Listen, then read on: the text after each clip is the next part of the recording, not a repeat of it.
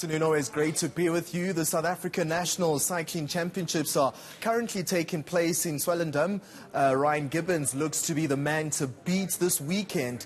So let's cross over to the Western Cape Town where my colleague Justin Ford is following all the action.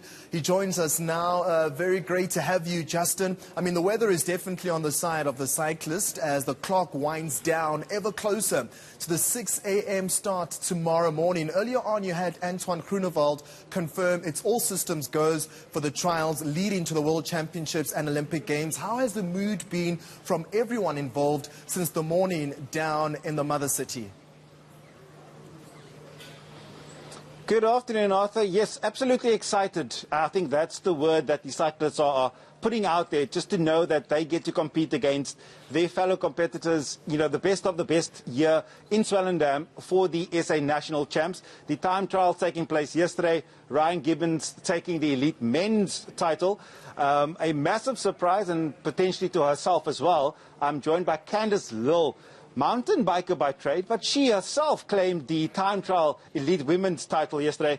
Candice, let's start there. Mountain biking, road biking, time trial. Really, was that expected? You know, I mean, you surely, surprised yourself, or did you really feel that, listen, you in with a chance for the time trials yesterday?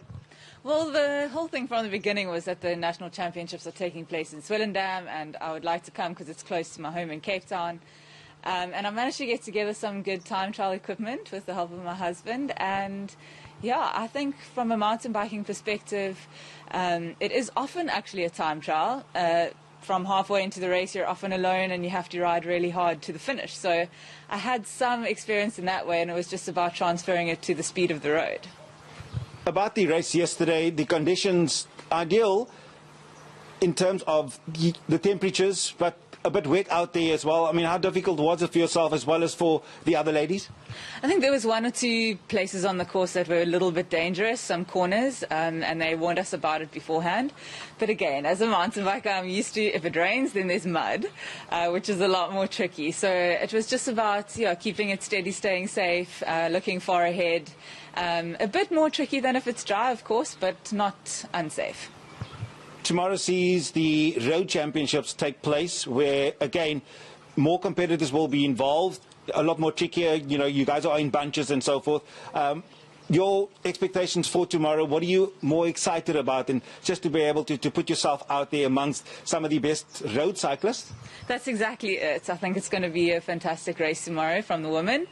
There's a lot of big names here because it's a race and it's COVID times and everybody wants to be able to race. So I think that's actually good for the sport. I'm really excited to see how it unfolds. I hope there's some aggressive racing, and I want to be a part of that as well. Talking about the state of women's cycling in the country, we find ourselves in a year where we have the World Champs taking place, the Paralympics, the Olympic Games.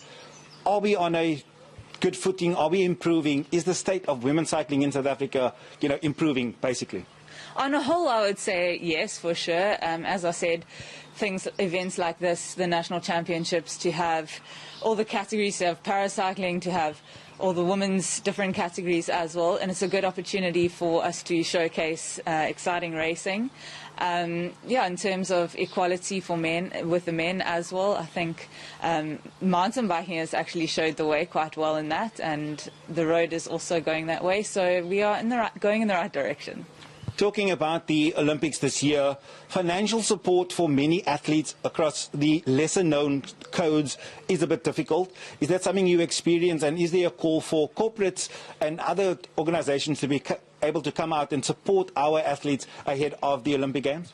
Yes, definitely. I mean, our sport is... I think it's very exciting and a great sport to watch, and a great sport for sponsors to get involved in. There's so much opportunity in terms of Olympics and the World Championships and everything coming up that, I really think our sport could benefit hugely from a bit more investment financially. In short, lastly, what are the goals and plans for the immediate 2021 for you?